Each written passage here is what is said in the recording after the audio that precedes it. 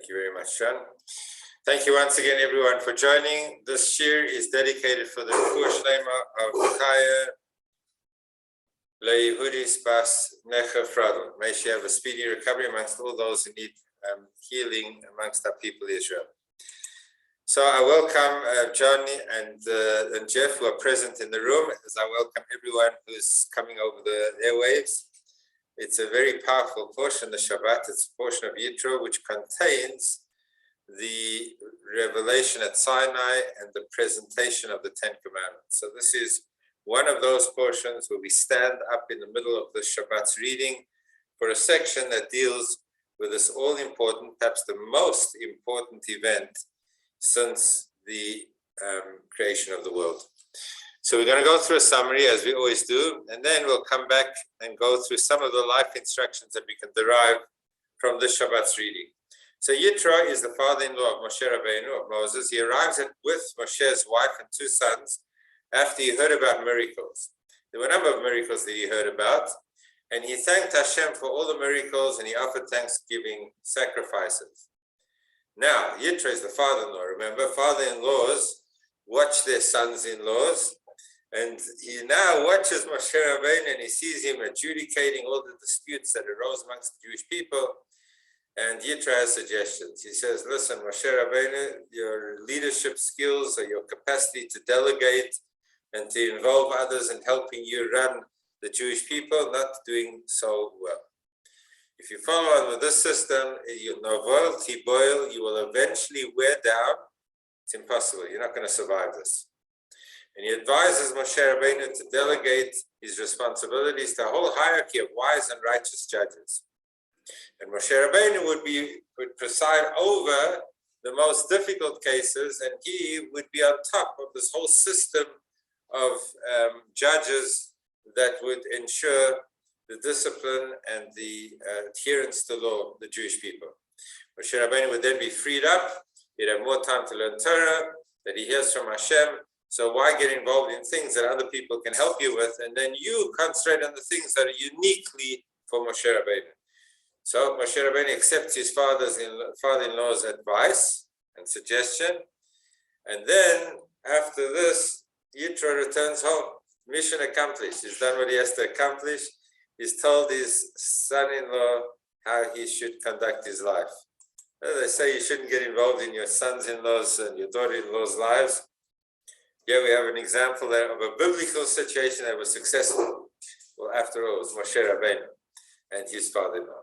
Now, 6 weeks after leaving the land of Egypt, Bnei Israel are encamped at the foot of the mountain of Sinai. Moshe Rabbeinu goes up the mountain, including the message Hashem gave him was Hashem's designation of Bnei Israel. V'atem tiyu li, you'll be a treasure to me of all the people, and a kingdom of princes and a holy nation. So Hashem designates the Jewish people as his very special nation. They also have a very special mission, and he's going to give them added responsibilities over and above what he gives to the rest of humanity. Bnei Israel accepted upon themselves to do all that Hashem commanded him to do, even before they knew what it was that they were going to be commanded to do. In 3 days, Hashem would reveal himself on top of the mountain to the entire people. Bnei Israel were to sanctify themselves not to approach the mountain until after the revelation. So physical space of the mountain became holy. They being balto, they had to make a fence around the mountain or a designated space up till which the Jewish people were allowed to approach the mountain. They had to stand on the other side of that line. On the morning of the third day, Mount Sinai was smoking and trembling with thunder and lightning and thick cloud. Very powerful. And the piercing sound of the shofar emanated from the mountaintops, and it grew steadily louder. Normally, the person blowing the shofar gets steadily softer because we have lung capacity. So after a while, you start running out of air, the sound becomes a bit softer. Hashem is not bothered by lung capacity. So the sound of the shofar intensified, got louder and louder and louder and louder. Moshe escorted the frightened nation to the mountain, and he settled them at its base. Then Hashem came down on the mountain, and he summoned Moshe to the summit. Only Moshe and his brother Aaron were allowed on the mountain during this time. Now Moshe Rabbeinu then ascends completely, and God descends onto the mountain, and Moshe Rabbeinu alone is at the summit. Aaron is on the mountain as well, the only other person, but Moshe Rabbeinu was now at the top of the mountain. Only Moshe and his brother Aaron were allowed on the mountain during this time. Then Hashem spoke the 10 commandments. I've just put in a very quick summary of the 10 commandments. What are they? 5 and 5. On the right-hand side, you have the 5 that are commandments that relate to our responsibility to Hashem. And on the left-hand side, 5 commandments that relate to our responsibility to other human beings. On the right, we've got Anochi Hashem Elokecha, believe in Hashem. Losia, you shouldn't have any other gods in front of me, no idol worship. Thirdly, that we shouldn't take God's name in vain. We should keep the Shabbat, which is testimony to Hashem's creation of the world. And number 5, which is an interesting arrangement, that this is on the right-hand side, to honor our parents. That seems to be an interpersonal mitzvah, yet it's on the right-hand side with all the other commandments relating to serving Hashem. Then on the left-hand side, do not murder, do not commit adultery, do not steal, do not bear false witness, do not covet another person's property. So we've got 5 and 5. We'll come back to the arrangement of these 10 commandments. An overwhelmed Bnei Israel asked Moshe Rabbeinu to be an intermediary and to transmit Hashem's word to the people. They were overwhelmed. They felt as though they were going to expire from the intensity of the revelation of Hashem. And the Gemara describes how they were thrown back. They just could not handle the event as it was unfolding. And they asked that Moshe Rabbeinu be an intermediary so that he could channel the word of Hashem to the Jewish people. Then the prohibition against creating idolatrous graven images was given, and the commandments to erect the sacrificial altar. The stones on a sacrificial altar should not be hewn with an iron implement. The hidden message there was that iron could be used as a knife, as a method of hurting and harming, and that should not be an implement that is used to hew the stones. So they had to have very, very special, unique ways in which they hewed the stones for the altar. And then this altar was not, you had to go up to reach the top of the altar. It was not something that had steps, but rather a gentle ramp that the Kohen walked up. The Torah says that he should not reveal his nakedness on steps as you lift your feet, and they were wearing a cloak. They weren't dressed in suits and ties, the Kohanim. So they should walk up this very slight incline of the ramp up to the top of the altar. They would never reveal their nakedness. We'll come back to all of these many instructions with hopefully some very powerful life messages. So Yitro now said, this is the father-in-law of Moshe Rabbeinu, now I know that God is greater than all the gods. So the Mechil to the Midrash says that Yitro was unique, that he could actually say that without hyperbole. He's not exaggerating. He actually had full knowledge of every idol in the book because he had worshipped them all. So Yitro was coming from a background where he had served not only idols, he had served every single, so nice to have you with us, Barry, every single idol that there is. There's an extra copy over there on the table. That's where Yitro had come from. He'd been around. He traveled all the spiritual journeys looking for truth. And now he comes to receive the Torah and he says, now I can see that God is greater than all the other gods in the world. And this was not just saying an exaggeration of terms. He actually had experienced every kind of worship of deity because he was searching for truth. And look how the Zohar says this was very important, because the Torah could not be given to Bnei Israel until Yitro, the great and supreme priest of all the pagan world, had confessed his faith in the Holy One, saying, now I know that God is greater than all the gods. So that's an interesting precursor to us receiving the Torah. Hashem was waiting for Yitro to arrive and to change his life.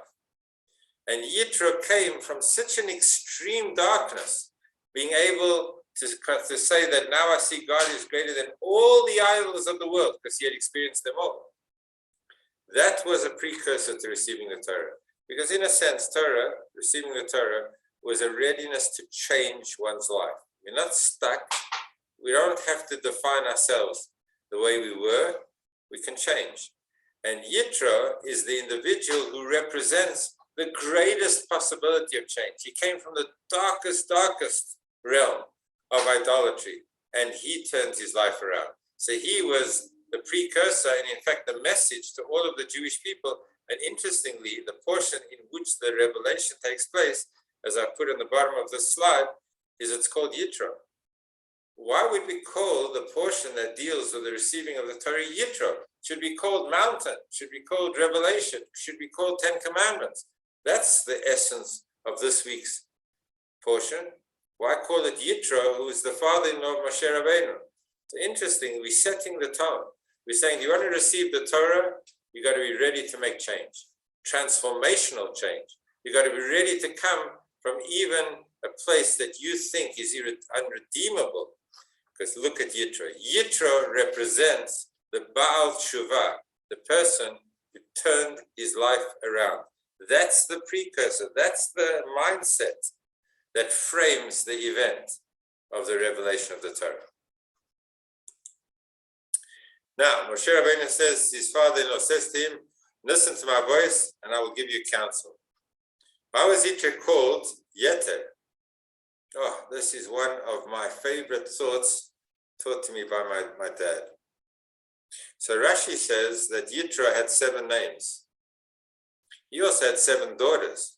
It was one of the famous jokes of the old world that why would he have 7 names and 7 daughters? There's a correlation. Each time he married off a daughter, he went insolvent. So he had to start up with a new name. So he had to start over anew. But that's not really anything in any important source. That is just the joke, the proverbial joke that went around. But one of the names he had was Yitro. And Yitro was also called Yeter.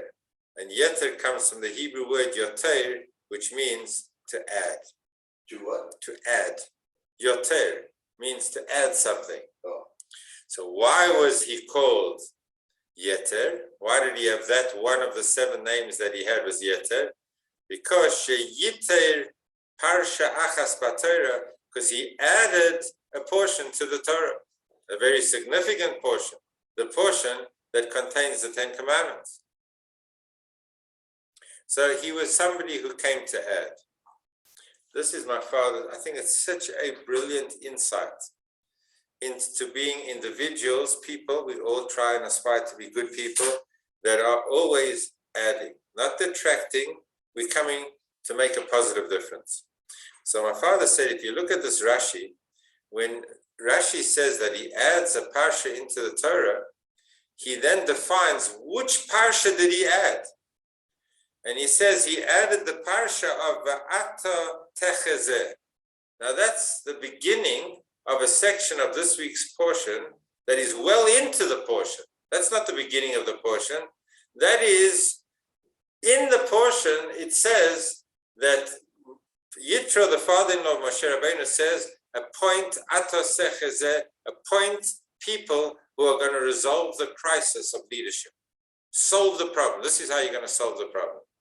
So my father always used to say, why does it say that he added a portion in the Torah and then refer to a section of this week's portion that's in the middle? Why not say he added the whole portion? From Vayishma Yitro, Yitro heard the miracles and he came and then he spoke to Moshe Rabbeinu. So my father used to say, because until this section, in the middle of this week's portion, all he identified were the problems. When somebody comes to identify problems, they're not necessarily adding anything. They could be detractors. How do you know that somebody is coming to add? It's if at the end of the process of identifying the problems, he says, and this is the solution. Now let's talk how we resolve it. And when that becomes the outcome of the long theme of identifying problems, if it results in somebody saying, I have a solution to the problems, Now what's significant is that even the problems that you identified are a contribution, because there's two ways you can identify problems. You can either identify problems because you like to identify problems and you're just complaining about all the difficulties. That's not a contributor. That's not an adder. The only way that you know that somebody is adding is if, when they complete their scrupulous identifying of the negatives and the difficulties, if they say, and this is how we're going to solve it, this is how we're going to resolve the problems, then it is important. You can't resolve problems if you don't know what they are. So now we need him to identify the problems, but he only becomes a yeter. He becomes an individual who's adding. It's identified that he is somebody adding to the Torah when he said, "Ve'ata sechazeh," and now appoint people, and this is how you can delegate and resolve the crisis of leadership. And this is such a significant insight into being able to give a positive critique, the art of giving advice. We have to identify problems in order to fix them. But if we are negative people walking around this world, always seeing the problems, and that's the extent of our contribution to the meeting. I'm sure all of us, we've sat at meetings, and you have people sitting at in the meeting, and they say, yeah, but look, this is the problem in the shul, and this is the problem in the school, and this is the problem in the committee, and this is the problem with the kiddush. These are the problems. They're always talking problems. So where does that take you? Is that person adding to the team? That person is a heavy weight, is a detractor. She's always making a heaviness that seems impossible to get by. We want people to be in the team that are ready to be honest and to say their problems. Look, that's broken, that's a difficulty, that's a problem. But I'm here to, this is what I'm going to do about it. I'm here to fix them. That you want. You want somebody to identify problems, because if everyone's going to walk around saying there are no problems, we can't improve.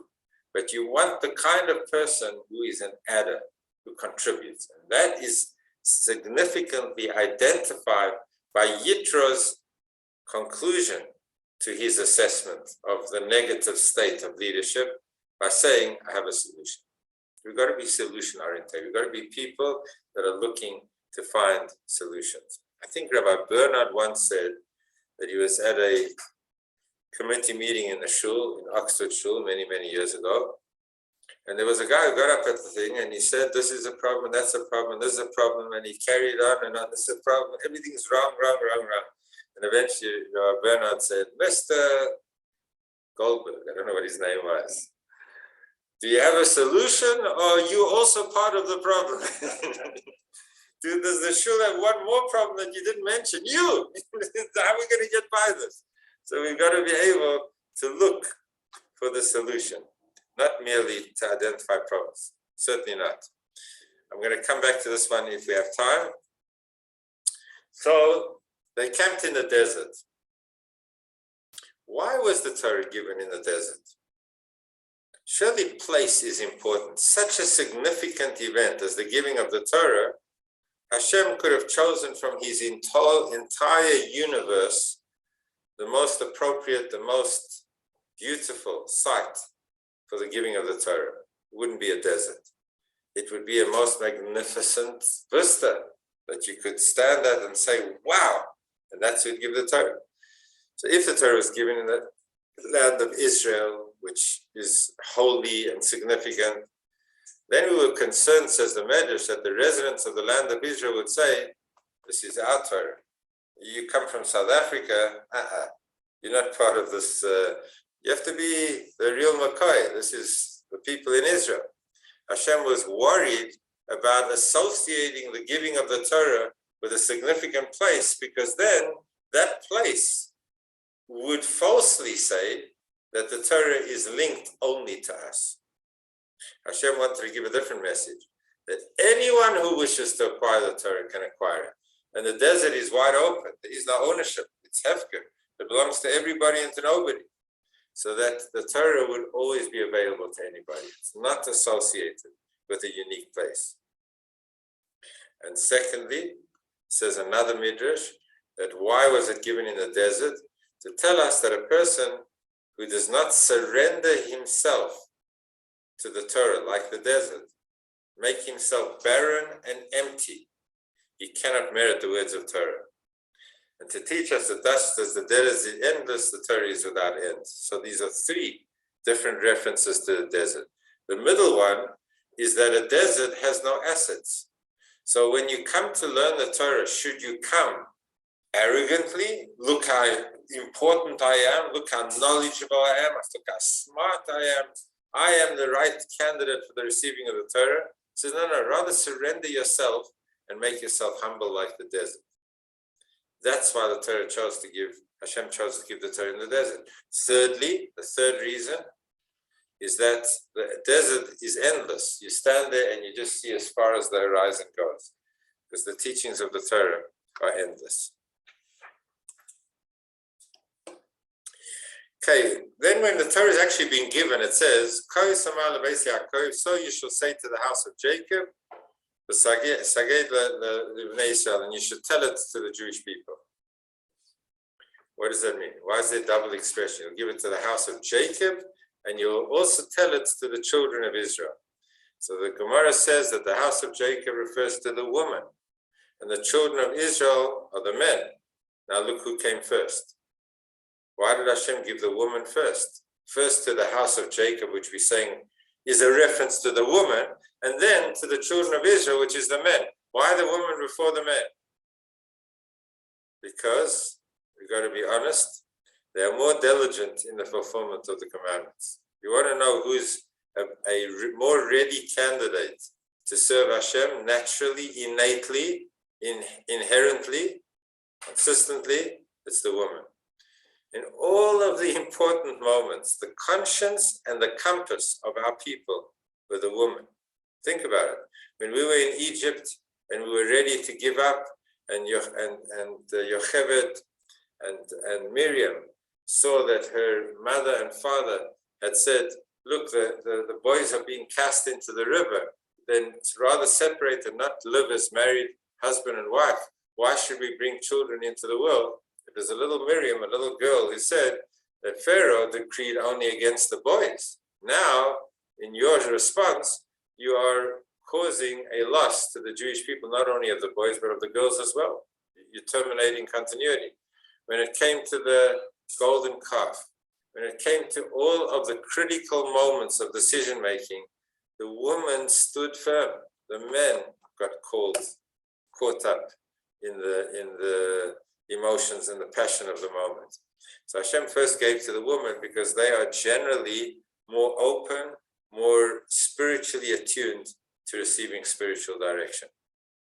Another explanation is so that they should introduce the children to study of the Torah.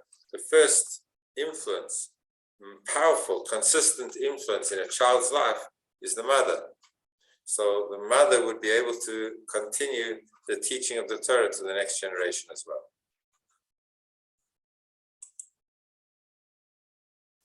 Then there's the beautiful midrash. I always tell the story just before, on Simchas Torah, before we go to the Hakafos. I always tell this as one of the stories to the children. But Hashem said, I'm giving this unbelievable gift. What's going to be the guarantee? Who's going to stand as guarantor that I'm not giving a gift and then it'll be, God forbid, forsaken and not treated well? I need guarantees. So the Jewish people came forward and they said, the heaven and the earth, they will stand as guarantees for us because they are powerful, they're here eternally, they're here from the beginning of time till now, heaven and earth. Hashem said, no, that won't necessarily last forever. Everything, it corrodes, everything has a time span. So they said, okay, our fathers, Abraham, Isaac, Jacob, those visionaries and powerful patriarchs of our people, they will guarantee the Torah. Hashem said, no, they're too busy. They've got so many things on their heads. They've got lots of Torahs to take care of. The fathers, the old people, holy as they are, they got lots of things to take care of. So they said, let our children be the guarantees. Little children. And Hashem said, those are the excellent guarantees. If the children are there, then there's Jewish continuity. When Pharaoh said to, eventually conceded, going back a little bit in time, and said to Moses, you know what? If you're wanting to serve your God, go and serve your God. I can't take the plagues anymore. Go and serve your God. But leave your cattle and your children behind, and the adults will go and serve God. Children don't have to serve God. And we all know what was Moshe Rabbeinu's answer. We're going to go with our children, we're going to go with our elders, with our sons and with our daughters. Everyone, all and sundry are going to go. There is no Jewish continuity if we direct our Judaism and teaching of Judaism to the adults alone. Yes, they know more, they can learn more, they seem to be more open. Children are small, tiny. We can only give them little pieces that they can understand. True. But if you want to know what guarantees the future, it's the children. And many times in a shul, you have a conversation about whose needs should we take care of in the shul.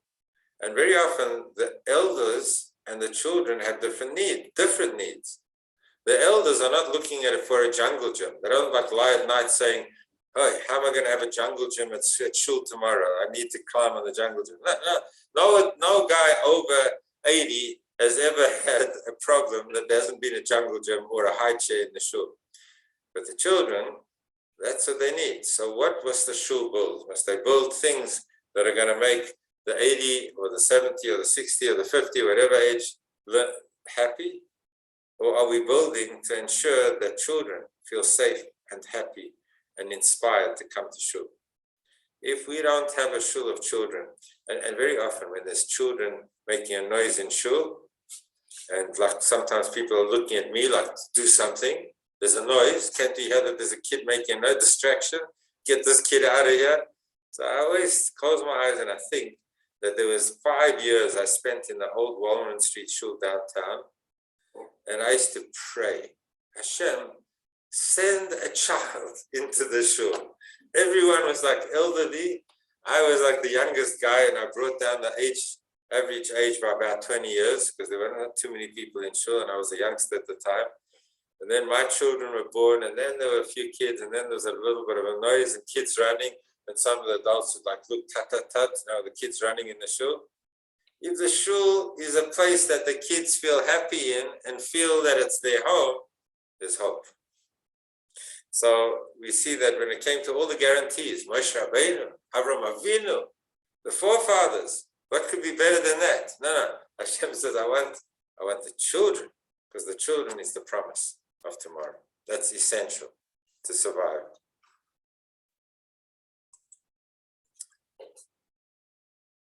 Okay, I'll come back to this point about number 3 if it happens. I'm going to move on and come back to some of these things. I want to talk about this marriage. It's so interesting that when Hashem was looking for a metaphor to describe this most significant event since the creation of the world, revelation at Sinai, Moshe Rabbeinu receiving the Torah from Hashem on the mountain. What other metaphors could God have given for the relationship that was being established in God giving his Torah to the Jewish people? It could have been teacher and student, which is one of the metaphors used very often in the Torah. It could have been shepherd and sheep. That's very often used in the Torah. It could have been parent and child, father and son. What is interesting is that Hashem does not use a metaphor of love and connection and devotion and receiving that we see in so many other significant relationships. Hashem said, this is the day I am marrying my people to marriage. And so many of the customs at a chuppah that formalize the marriage between a husband and wife parallel the events at Sinai. For example, we stand underneath the chuppah. One of the reasons we stand underneath the canopy of the chuppah is to reenact the fact that when we stood at Sinai, there was a cloud that covered the mountain. So we stand underneath the covering of the chuppah, which symbolizes the cloud. We say Sheva brachot, 7 blessings at the chuppah, and they parallel the 7 references to the sound of the shofar, the kol, the voice that could be heard. And there are so many parallels underneath the chorus. So it's very interesting that we talk about marriage. Hashem could have used many other analogies of human devotion, interaction, receiving and giving. It happens in some of the relationships that I mentioned. Hashem specifically said it's like a husband and a wife. In a marriage, it's interesting, because a husband can't do it alone, and a wife can't do it alone.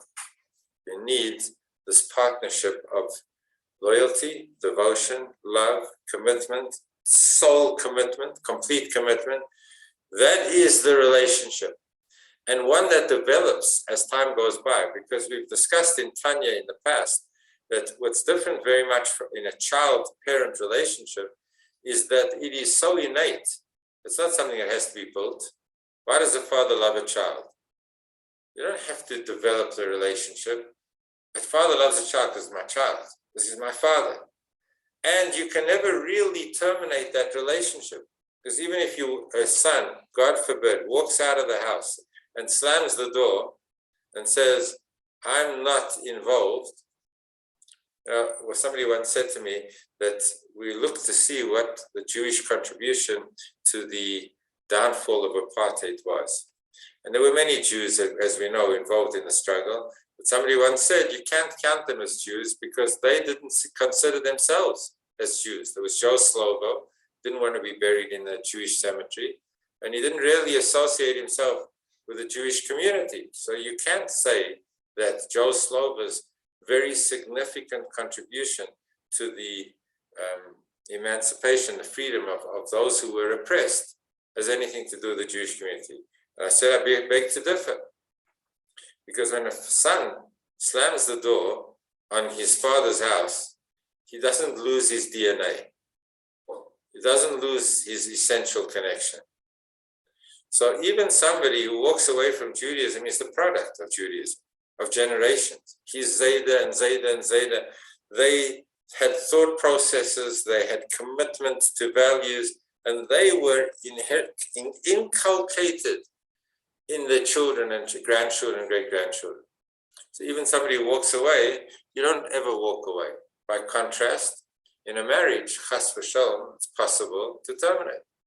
You created the relationship, and God forbid it can be terminated. You also have, on the other side, a relationship in a marriage that has intimacy, that has a connection that is v'hayu lebasar echad, you'll become like one flesh. That doesn't even happen between a parent and a child, as much as you love a child. But a husband and a wife, they become one flesh and they produce a child from the union. So it's interesting that God, when he wanted to give the Torah, he said, this is about developing a relationship like a husband and a wife. Let's develop the relationship, the intensity of that relation, the volatility of that relationship, but ultimately the loyalty that holds it together. So the Midrash says there was once a king who decreed that the people of Rome are forbidden to go to Syria. Rome is in Italy, right? Syria is where Syria is, and we don't allow you to go. Travel restrictions. If you don't have your certificate, you can't get on the plane. So that was the rule. This is the Midrash says there was a time when you couldn't travel. But when he wished to give the Torah to the Israel, he rescinded the original decree and declared, Rome can go to Syria, and Syria can go to Rome. What's the analogy here? The lower world, the physical world, can ascend to the higher, and the higher world can impact on the lower.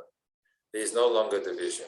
Until this point at Sinai, there was a realm of the physical and a realm of the spiritual. There was no marriage because they lived in totally different regions, in totally different defined regions. They were unable to interact. Came the moment of Sinai, and it's like the king said, no more travel restrictions. You can go, you can travel. Boom, boom, the airports are suddenly full and everyone's flying and running as fast as they can. So Hashem lifted the barrier that said the spiritual belongs to the spiritual, the physical belongs to the physical. You can't mix the two. Suddenly, when the Torah was given, the spiritual had a relevance to the physical world. And the physical world was the means of achieving the spiritual. You could take a physical piece of leather, form it into tefillin, and you have a holy object that is a conductor of the energy of the spiritual. The physical and the spiritual suddenly are an operating system that work together. That's the marriage. The marriage is you have two different things, seemingly different realms, a man, a woman, this background, that history, that preference. This is what I prefer, that so different. And in the marriage, suddenly the differences become the means of achieving the greatest strength. Everyone contributes. So the physical is, because God decided so, adding and elevating the spiritual. The spiritual is infusing and giving an added strength to the physical. Suddenly they're working in harmony. Our sages tell us that the patriarchs studied the Torah and fulfilled the precepts even before the Torah was given. It says that when Jacob had the whole story with the sticks, and he arranged the sticks this way and that way, those were his tefillin. It was before the Torah. So he had his sign. The sign was a stick that he carried, and put the stick next to him when he was praying, and that was his tefillin. So what was different about Matan Torah? When the Torah was given, what's different to Jacob's sticks? Because Jacob had sticks that he used to be the conductor of spiritual energy. The sticks never became holy. Because Rome and Syria were different regions. So you could have the physical helping you achieve a spiritual goal, but you could never impact on the physical item to be transformed into a holy item.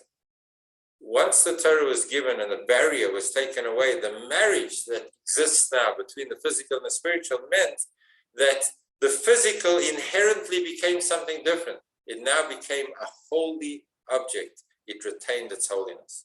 You could have a temple which became holy. The place is holy. It impacts on the place. The item, the physical space became holy.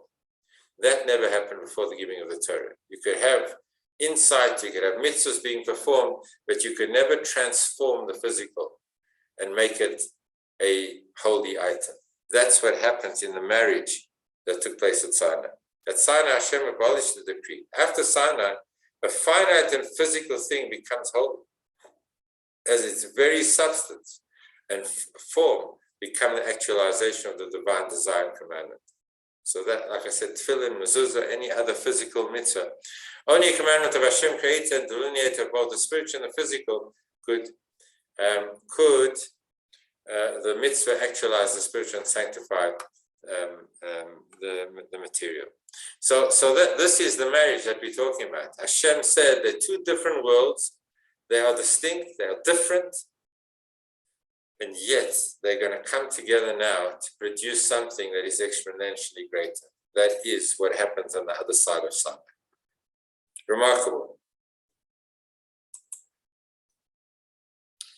So this is something that you might have heard from me on a number of occasions.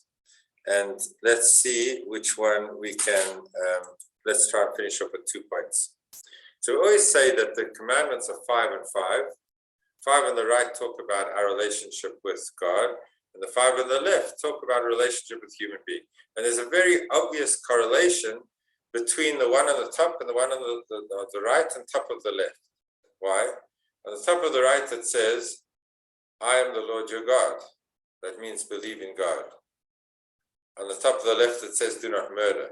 So do not damage the image of God, because God created us in his likeness. So protect the image of God and protect the human being who was created in the image of God. The second one on the right is, let there be no other gods before me. That means relationships are a loyal commitment forever. Not that we love God on Tuesdays and Thursdays. We love God always. And likewise, on the left-hand side, it says, you shall not commit adultery. It's the loyalty of relationship. You can't have other gods, because that means that you're not understanding what it means to serve Hashem. Anything other means that you're not totally devoted. You can't say to your husband or to your wife, I love you, but there's also another.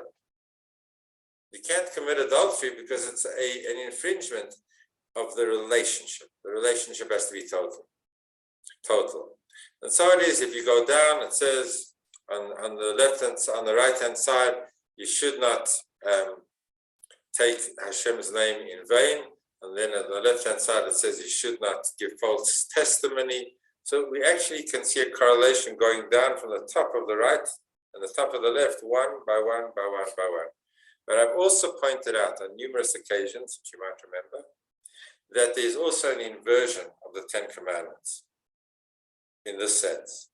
On the right-hand side, it's interesting, is we start with belief, we then continue with words, mitzvahs that relate to speech, and then at the bottom of the right, we're talking about action.